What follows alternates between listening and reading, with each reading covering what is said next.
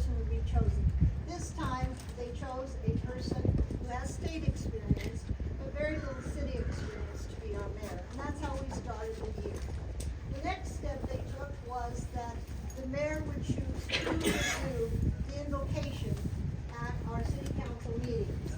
And they determined that, and they voted with him, that he would have that right, and instead of the interfaith council that had always done it, so we would have a range of different voices speaking at each of our meetings, giving the invocation. They are now using, and they're doing, I'm going to say it, a nice job, but we're not getting the experience of seeing others with differing viewpoints, differing backgrounds, give the invocation. And so that was the next thing they took on. And then we had human dignity statement revised. I'm a little, that one means a great deal to me because Ralph Bauer and I wrote the first declaration of human dignity.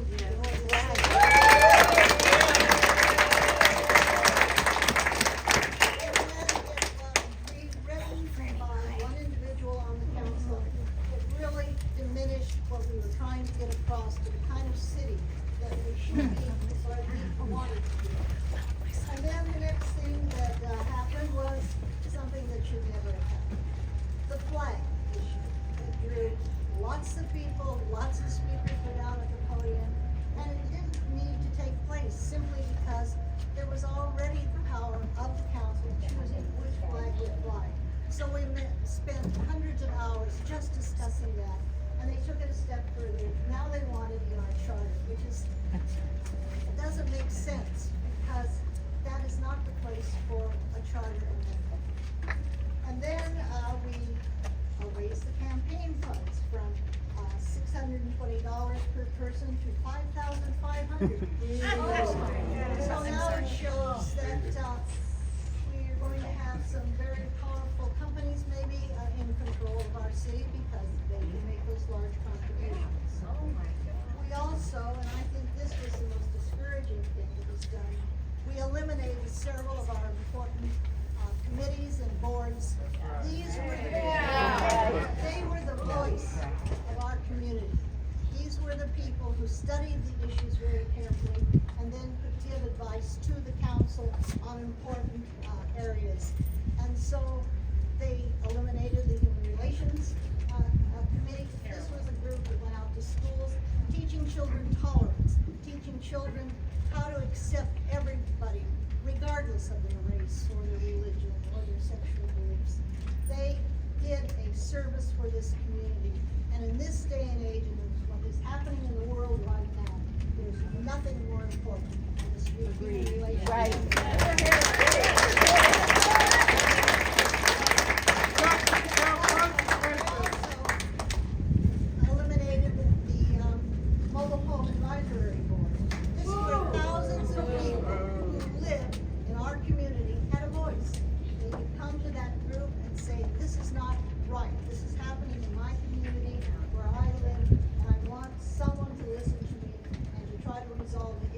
That was eliminated. And then one of, again, is very near and dear to me, the environmental board was incorporated into the Public Works Commission. At a time when we're having climate change, and at a time when sea level rise on a coastal city is a very important issue and should be studied by a group of people who have the expertise to do so. They're called China. And then, Thank you. and then our library issue. Wow. China, India, and a whole list of African countries. All them. Not us. Not the problem. Have some respect. Have some respect. Please be respectful. Oh, I'm controlling myself. She's speaking. You're being rude. I am. Have some integrity. Act like an Just a adult. perfect example of what we face. Right. Yeah, yeah. A food. Then the library issue, and I don't think the council had ever thought this would happen. Literally hundreds of people came down before them, either in person or by email. So we had 2 meetings that lasted until 3 a.m. So at the end of all of the discussion and all of the people saying this is not what we want to see happening, and even now that we have, I don't know if you've all seen the editorial by the Los Angeles Times, and took an interest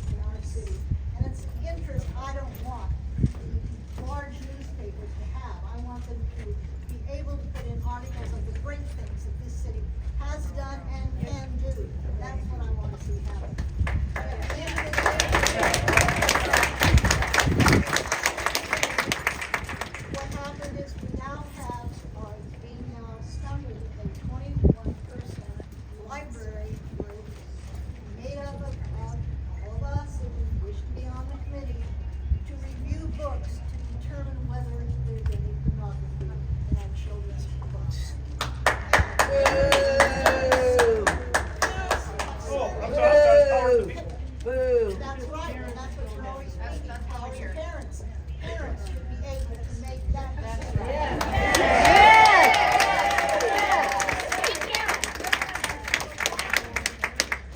Finally, we're at the charter revision, and that is something that this group is taking very seriously. Connie is going to speak to that, and before you get started, I just want to say that I was on a charter revision committee. It wasn't made of the people, it was made of you, the people. Thank you. The people Yes. said, these are the kinds of changes we need, additions, and they put forth, having the advice of someone who is an expert in charter revision and charter amendments, and legal advice was able to be sought by the people who are making these changes. And so it was done in a very different way, and Connie, why don't you give it There is a low voter turnout compared to a general election in a primary election. And for some reason, they think they're going to have more success in a low voter turnout election than in the general. They got one right here, it is a vote. I think that. That speaks He was talking to me. I think that speaks to their view of the popularity of these measures.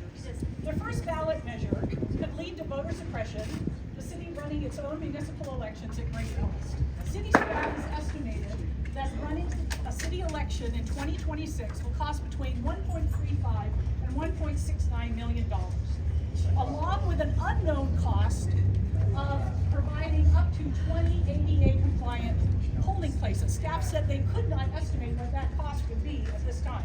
So the Huntington Beach Council majority is asking the voters of Huntington Beach to vote on a measure, but they don't know what the cost will be to the taxpayer. That's not responsible. And I don't see how any voter in good conscience could vote for a measure not knowing what it's going to cost the city.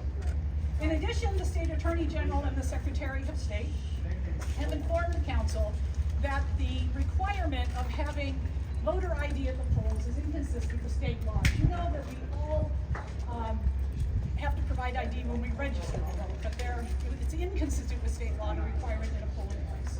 So the state's chief law enforcement officer and the state's chief election officer has said a measure that allows the city to require voter ID at the polls is not consistent with state law. That's a reason to vote against this charter amendment.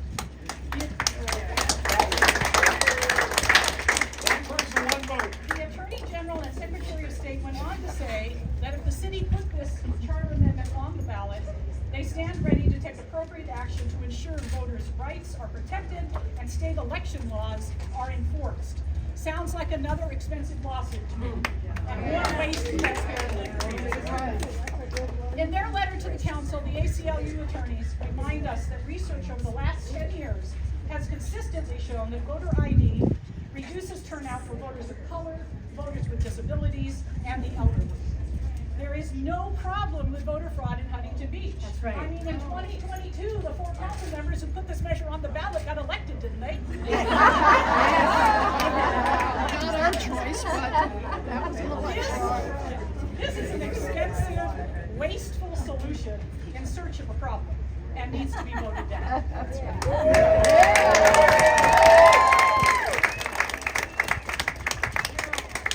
Ballot measure would be laughable if it wasn't rooted in intolerance for the LGBTQ+ community. This is about flying the pride flag at City Hall in June and making it as hard as possible for any future council to do that. The ballot measure would require a unanimous vote of the city council before any commemorative flag other than the Olympic flag could be flown or displayed at city facilities. A unanimous vote. Our current charter doesn't require a unanimous vote for any issue or any policy. In the 8 years I was on the city council, there was never an issue that came to us that required a unanimous vote. And yet this council wants to require one for flags. It's silly, but it's also downright undemocratic. We live in a democracy with majority rule, and this council, in the majority, has passed an ordinance earlier this year delineating what flags can fly at City Hall. Military flags, government flags. And that's the appropriate level for them to express their desires for flags, not the charter. It is not an appropriate issue to have in our charter, especially requiring a unanimous vote. And this measure needs to be voted down as well.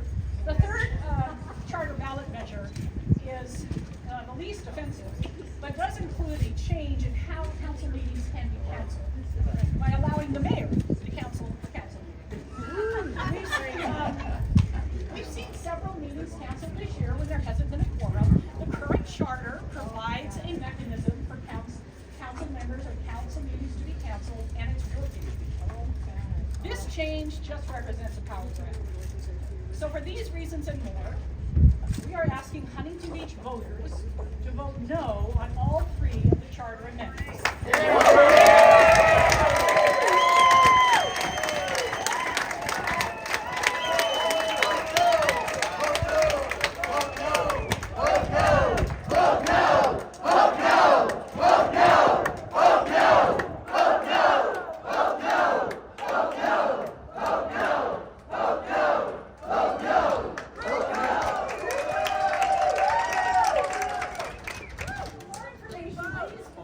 Protect Huntington Beach's website at protecthb.org. Thank you.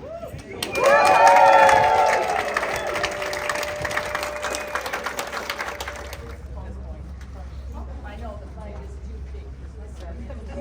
It's starting to fall. Hopefully somebody's up there holding on.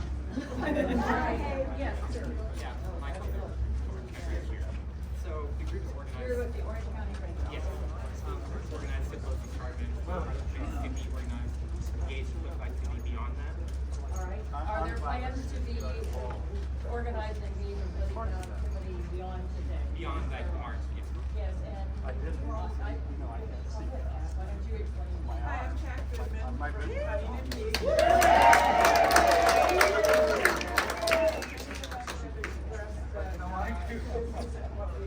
I'm not gonna understand.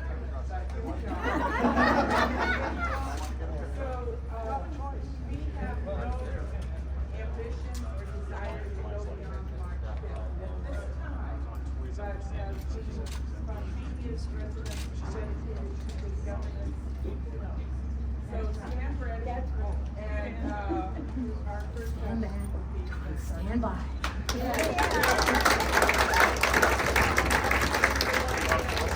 Someone else from the press? That's gonna need it. There's a wide area. Right here. Yes, yes. Matt with the Daily Pilot newspaper. You're with the Daily Pilot. Can one of the former mayors kind of talk about a little bit just how the council used to work together when you were on the Let me ask a question. Would all the former mayors come forward here, and then we'll have Shirley and Connie answer the question? How the council used to work. That's me. Let's get you. It's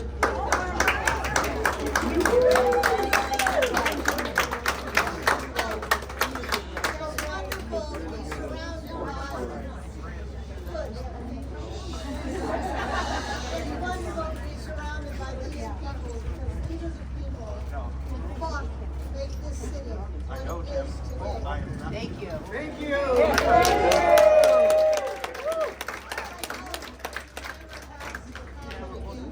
Because when we were on council, I was one political party, the rest of my council were with another. But we always did what was best for the city. Politics never, and I will say never, entered into our decision-making process. I sat in the middle of the follow, Dave Silver on the other side. So my decisions were made, what I thought was important, theirs were made the same way. Never, never a thought to our political parties. Thank you.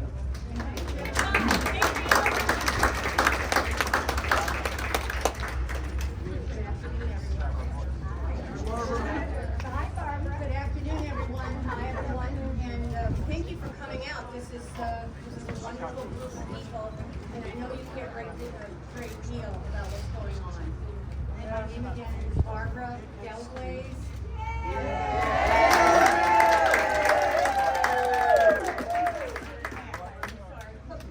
I stand on, and that's how I got where I got. And I will say to you that what Shirley alluded to about getting along was true. I mean, we had Democrats, we had Republicans, but I quite honestly, that wasn't a requirement to be on the council. It was about did you care for the city and what are you going to do for the city. So let me just say there was a number of things that were done over the last 8 years that really impacted our city. And I don't mind starting out right now with the Navigation Center. We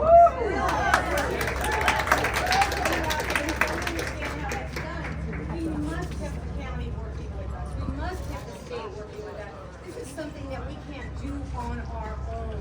We can't write a check for that. That's not how it works. If the county did that for every city in the county of Orange, did that for every city, there'd be no money at all. Okay, folks? And homeless people need help.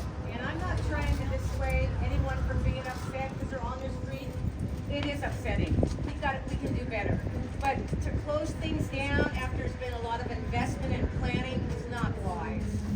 Also, I think you all can see the world has changed a little bit. The colors are a little different, aren't they? Yeah. Okay. So when we were on council and voted for the flag, it just seemed like the right thing to do. There's people in our community that feel that way. Why not have them be represented? That's right.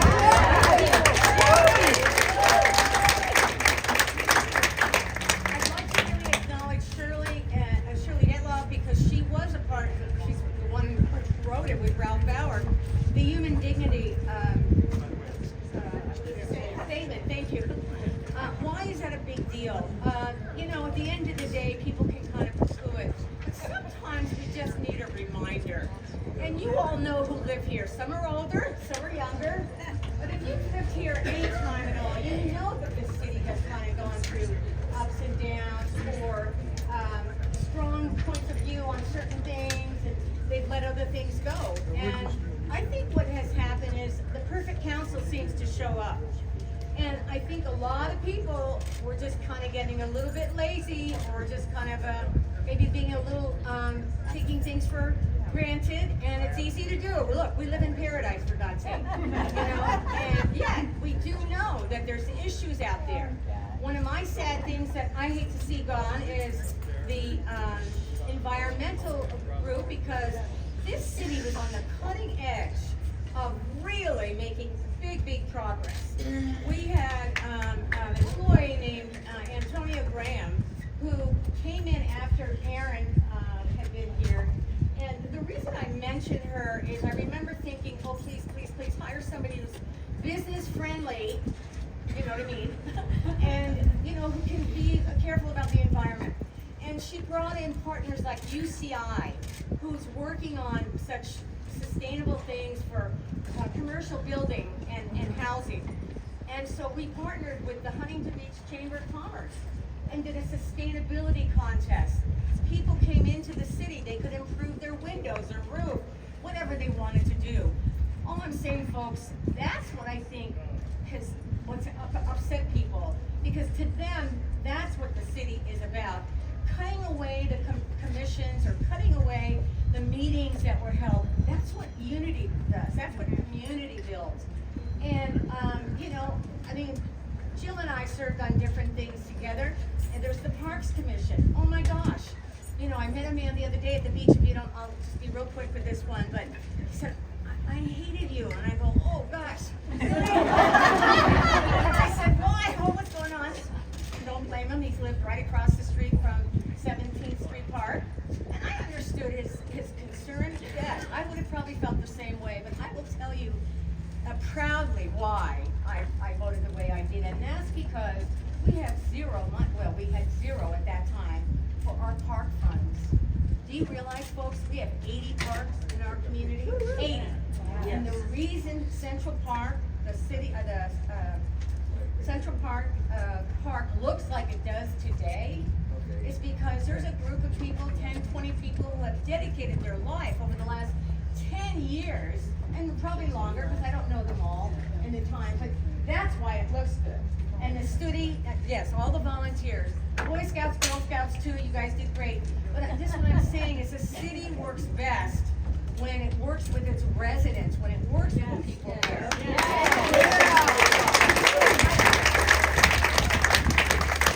read it with you, pay attention, watch what's going on. What we still don't understand, and I can speak, I think, for this group, is what's the point? Where are we trying to get to? Nihilism. Yeah, I mean, I don't get it, so I'm gonna let, Tilly know there. And thank you for listening. 2015. And one of the things that I really worked hard on as a council member was I truly treasured the nonpartisan aspect of being on the city council. That the issues were about, or the sides were about the issues, not what party we happen to belong to or vote for. It was issue, but by issue. And that's what I really treasured. I treasured the community input. I don't understand the fear of having advice from experts.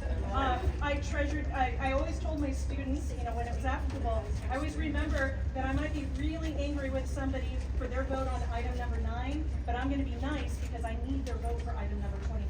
And we don't have that situation right now. We have people who are not, they vote with their side, and that isn't about the issue, instead of thinking for themselves and voting where their hearts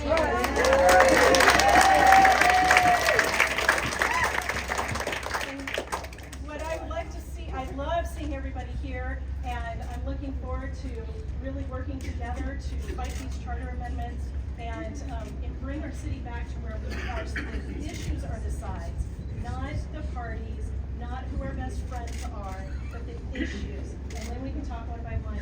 I gotta address, there were some people shouting out things. I'd like you to look at my record on the things you're concerned about. I voted with you and your shouts almost every single time. I want to echo what my fellow mayors have said. I sat next to Jack Kelly and Jim Silva, and we were able to get along and vote on some things together and other things not. But it breaks my heart as a former California Coastal Commissioner, as Shirley was, to see our environmental council go down. I worked very hard to represent the mobile home park residents and to see that commission go down. And then I understand it hasn't gone down yet, but I introduced when I was mayor, because I was leaving in 1995, the Children's Need Task Force. I think it might be known as the It's Youth gone, Council. and now they're working on the youth.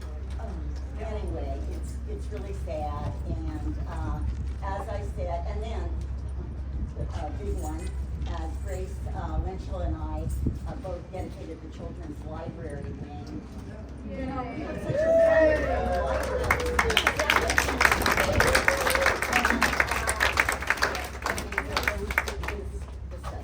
So thank you for being here.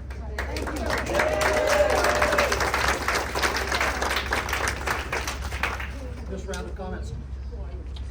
My name is Vic Bryson. I'm not old enough to remember that.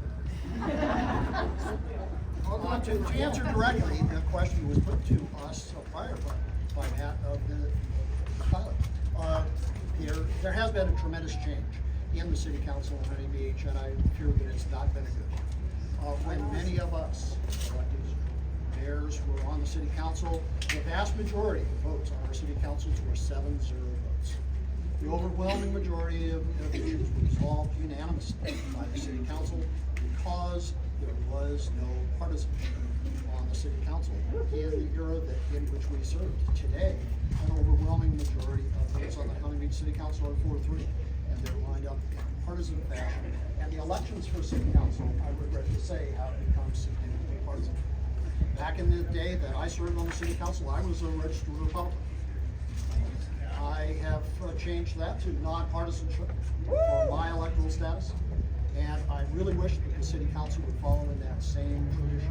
I don't think that anyone in my era recognized what party I was registered for, because I tried to put the interests of the city council first. And my closing comment will simply be that these ballot measures are not a partisan measure. You have Republican friends, you have Democratic friends, you have unaligned friends. You should be talking to all of them about these ballot measures and encouraging them to vote for them in the interest of the city of Huntington Beach against these ballot measures.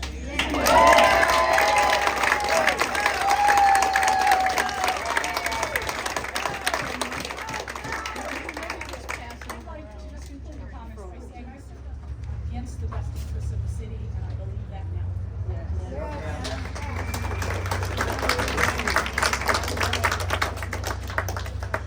Outside money that threw that. Okay, are there any other questions from the press? The bigger the sign, the more outside influence. Just remember that. When you drive around and see the millions of signs for the four, just understand. I'm live streaming for younger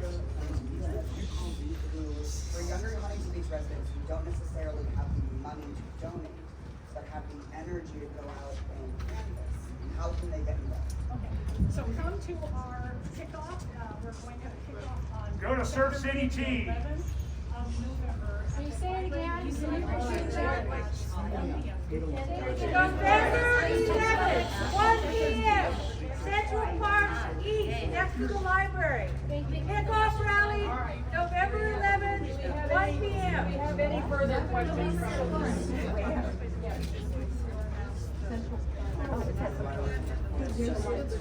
If there are no further questions from the press, we will close this, and you may speak now, you know who the mayors are, you know who we are representing for next Huntington Beach.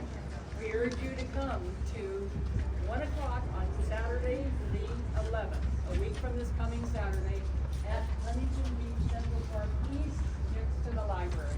We will be giving out information, flyers, posters, cards, and additional information, and we're happy to answer any questions.